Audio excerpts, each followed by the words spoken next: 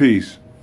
This is Brother Hatim, and what I'm going to be talking with you is called the Ashe breath. Right? Now, when I first was introduced to this, it was called the bellows breath. Right? But now it has become a little bit more popularized by a dude by the name of Wim Hof.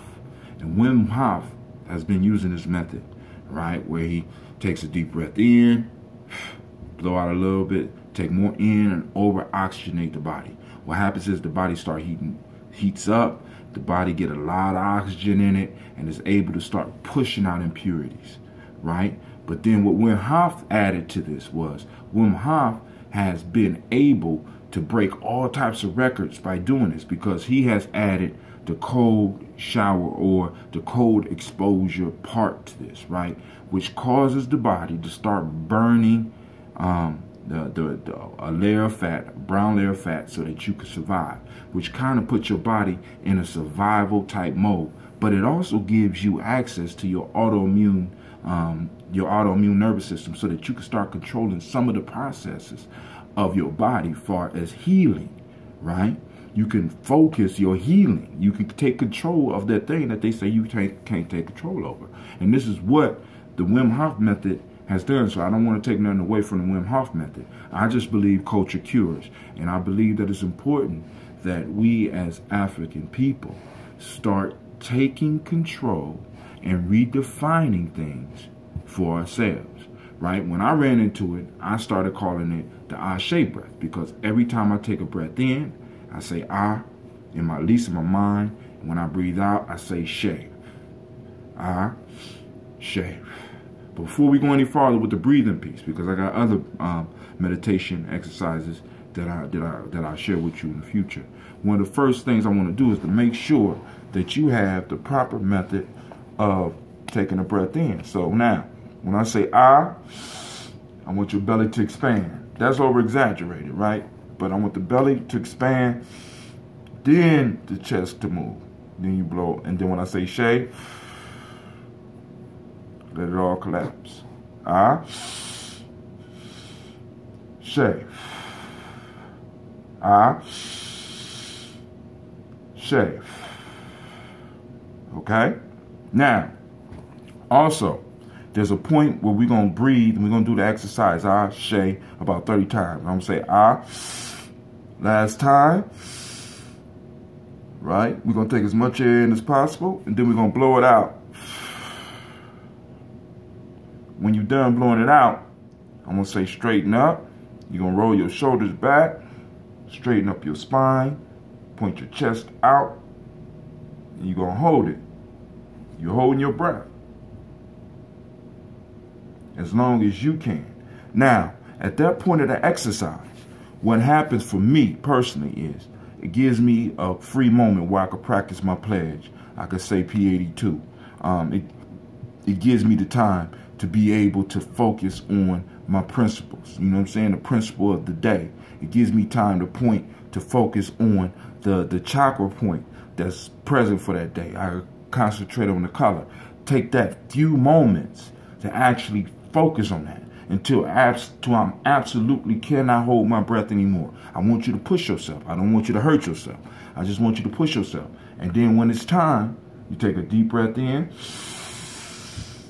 roll those shoulders back, hold it, right? And you're going to increase pressure, right? I want you to increase the pressure. And I want you to try to tighten up your entire body.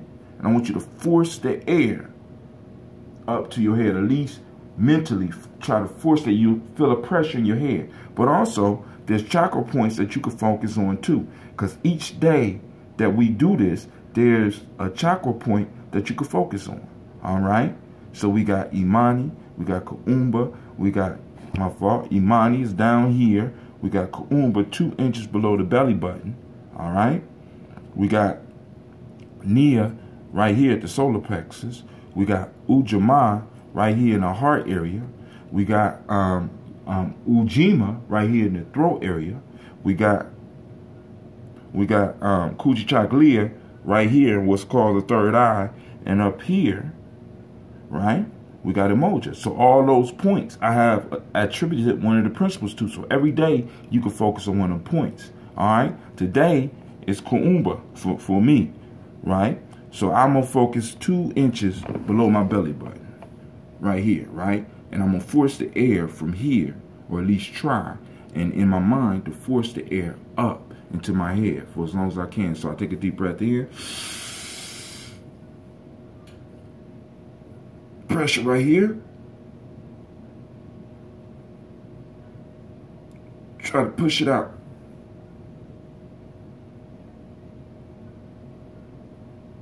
We do this for at least 15 seconds until it's uncomfortable, right? Holding the breath. Continue to hold the breath. Then, just for a second, relax and feel your body. Then we'll start the breathing exercise again. All right. I call this the Ashe breath, right? So I'm gonna do 4 rounds, because after the Ashe breath, I'm gonna stand up and I'm gonna do our version of the sun salutation, right? Gye-Nyame salutation, right? But the whole point is to get the body involved, right? So I'm gonna stand up and I'm gonna do a move called Ungalea. We call it Ungalea, right? I'll show you it. And we roll the shoulders back, chest out, and I'll do the breaths. Then after that, I'll go into the salutation. But I'm trying to do it on 1 breath. I usually don't make it through. Maybe with your inspiration, I'll make it through. All right, so now let's get it busy, right? So I'm not going to say Ashe. I'm going to just demonstrate, but then I'll come back and I'll cut this and I will put the Ashe in there for you, okay? My eyes is going to be closed, so.